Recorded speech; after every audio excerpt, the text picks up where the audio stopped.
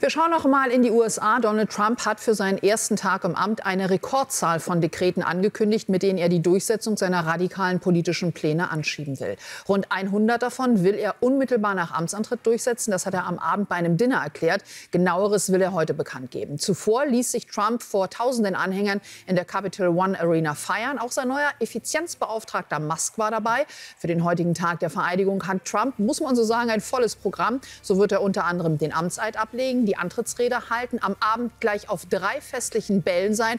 Und bei denen wird er auch jeweils noch eine Rede halten müssen. Es ist eine echte Zeitenwende, die da ansteht, auch im internationalen Verhältnis zu den USA für viele Länder. Da wollen wir darüber sprechen mit Armin Petschner-Multari. Er ist der Geschäftsführer des Think Tank The Republic. Schön, dass Sie Zeit für uns haben. Guten Morgen. Grüß Gott, guten Morgen. Amtseinführung heute, gleich mit 100 Dekreten will er loslegen. Wenn ich sage Zeitenwende, würden Sie es unterschreiben, dieses Wort? Ja, ich glaube, die USA, wie wir sie so kannten, und auch der Westen als Gesamtes wird eine Transformation erleben, die natürlich auch bei uns Auswirkungen haben wird. Ja. Transformation wohin? Die Amerikaner werden sich sehr viel stärker, das haben sie in der Vergangenheit auch, aber haben es eben ein bisschen besser kaschiert, sehr viel stärker mit sich selbst beschäftigen, werden sehr viel stärker ihre eigenen Interessen artikulieren. Und es kann schon sein, dass die Europäer und auch wir Deutschen im Besonderen da vielleicht ein bisschen hinten runterfallen. Sind wir dafür aufgestellt, entweder hinten runterzufallen oder aber umzudenken? Ich glaube aktuell noch nicht. Was ich schon feststellen kann, ist, Trump war sehr toxisch in den letzten Jahren. Und da gibt es jetzt durchaus Bestrebungen, Trump zu verstehen, sich auf ihn einzulassen, sich mit seinem Umfeld auszutauschen, vielleicht auch gemeinsame Interessen und gemeinsame Projekte für die Zukunft zu eruieren. Da tut sich schon einiges, aber wir sind als Europäer nicht darauf aufgestellt, wenn die Amerikaner sich irgendwie aus Europa zurückziehen oder vielleicht auch nicht mehr ganz den Kopf für die Europäer hinhalten wollen. Das ist ja so ein bisschen in Richtung Sicherheitspolitik auch gemünzt. Etliches von dem, was Trump plant, stößt auf Widerstand in Amerika, bei denen, die direkt darunter werden leben müssen. Ganz viele unterschiedliche Sachen. Viel Kritik gibt es aber schon auch, ich sag mal, in Europa, in Deutschland an seiner Person und Ähnlichem. Wo sehen Sie denn zum Beispiel die Grenzen? Nehmen wir mal an, einer unionsgeführten Regierung ab Ende Februar dann, wenn es heißt, okay, wir müssen versuchen, gemeinsame Interessen zu finden. Ich glaube, ein erster Knackpunkt wird der Umgang mit der Ukraine sein.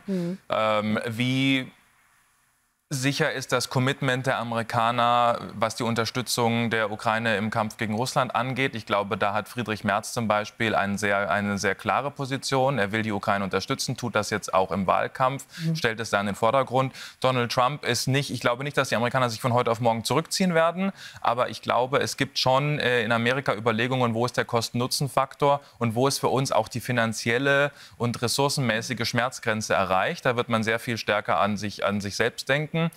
Ich glaube, dass es in Europa gerade mit Blick auf NATO-Etats und dergleichen schon sehr große Reibungen geben wird. Da hat die Union schon gesagt, okay, 2% auf jeden Fall, wahrscheinlich sogar deutlich drüber. Selbst Robert Habeck von den Grünen spricht jetzt schon von 3,5% nationalen Verteidigungsetat, also Contribution zur NATO, was das BIP angeht.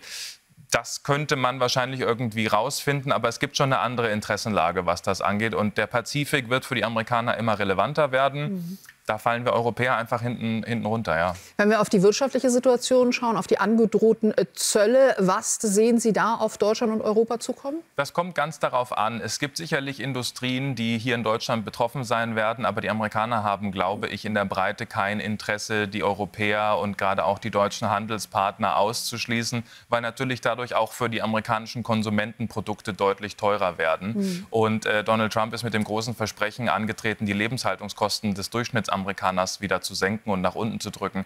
Das heißt, wenn wir jetzt deutsche Produkte oder vielleicht auch deutsche Komponenten für amerikanische Produkte deutlich teurer machen, dann werden die Preise nach oben gehen in Amerika. Und da hat, glaube ich, auch Donald Trump und die Republikanische Partei kein Interesse dran. Das war etwas Wahlentscheidendes in den USA. Die Absolut. Lebenshaltungskosten, da wird er sehr vorsichtig sein, wie er damit umgeht. Das glaube ich auch, ja. Danke für das Gespräch. Ich danke vielmals.